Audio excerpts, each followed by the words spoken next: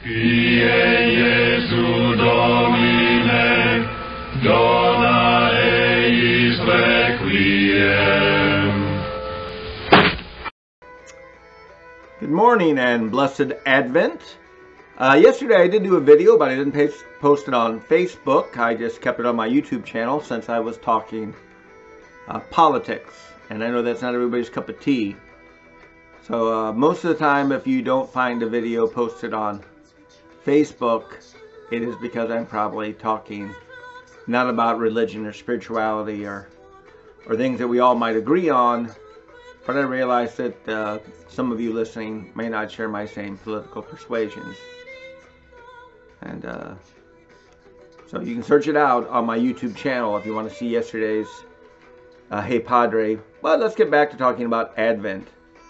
Yesterday was a busy day, so I never did get around to doing a second video that I was going to post on Facebook about Messianic title number 2, which is Lord of Might.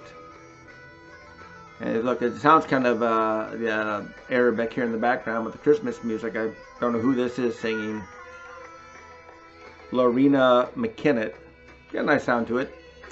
Yesterday's title was Lord of Might, who revealed his power to the tribes of Israel on Sinai height, and there's some other words to go along with it.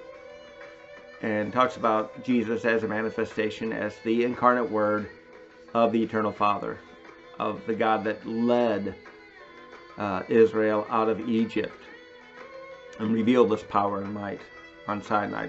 So much so that the people asked Moses, please don't have God do this again. We're terrified. Just have him speak through you, and we'll do our best to listen. Which is somewhat of it's a half-truth. They really are terrified of God, but they're not going to do a very good job listening. That's the sad reality. Today's Messianic title is Root of Jesse's Stem.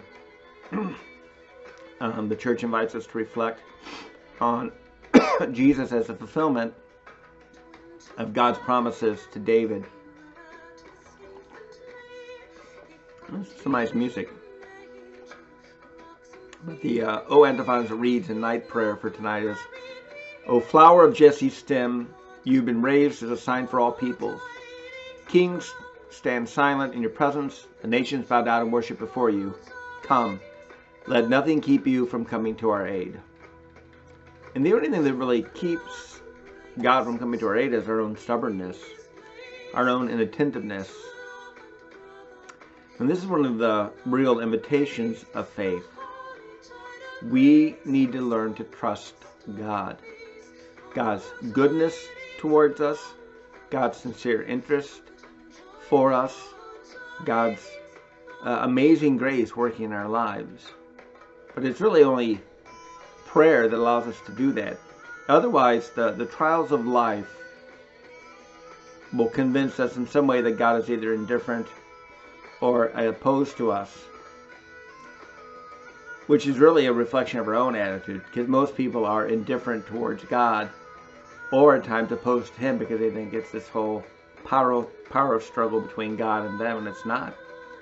And God has absolute power, and He's not interested in lording it over anybody. That's the humility of our God. And people who don't pray don't understand that at all. They mock faith, and they mock God as some sort of egomaniac in the sky that needs puppets and pawns to worship. But that's not the case. God needs none of this. But God has made all of this as a manifestation of His generous love and kindness. And we believe, try to communicate with us through sacred scripture. You know, that's the whole odd history of God's revelation. He chose an obscure people and to reveal His story.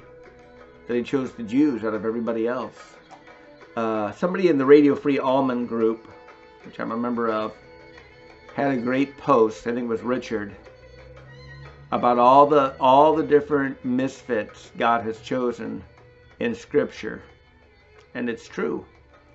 I mean, if we start with Abraham as the father of faith, he's really got probably one thing left on his bucket list at 75 in the ancient world. That's dying. And God tells him he's going to be a father. And he's going to be a father of nations. And I think he's 75. Maybe I must say he's 90, 75. Well, I got to check that after this video now. I think I've always said 90, but maybe it's 75. Either way, God chooses some amazingly unpredictable people to work great things through. Moses is a coward and a murderer, and look what God does with him. Got to cooperate. Can't force us against our will, but if you cooperate at all, God transforms us. God bless.